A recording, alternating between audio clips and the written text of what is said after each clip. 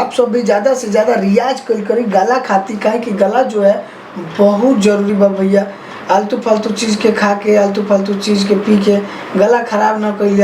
हमनी के तो का कहीं अब एकदम बोलो में शर्म आवता, का बोली बताओ। बदमाशी आदत है, जानते बड़ा, कभी ना कभी गलत तो हो ही जाता है। और धरती पर आदमी जियता तो सब चीज़ के एंजॉय लेवे चाहिए, लेकिन लिमिट में, ज़्यादा ना। काहे कि इहो जरूरी बा, उहो जरूरी बा, उहो और उहो सब जरूरी बा, सबके साथ में लेके चले के बा। तो बम बम बोले। और आप सबके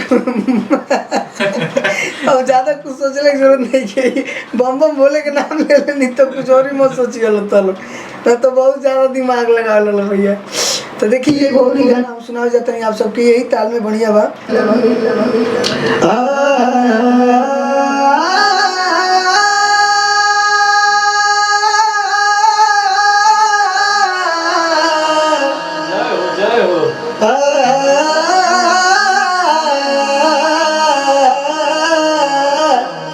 देर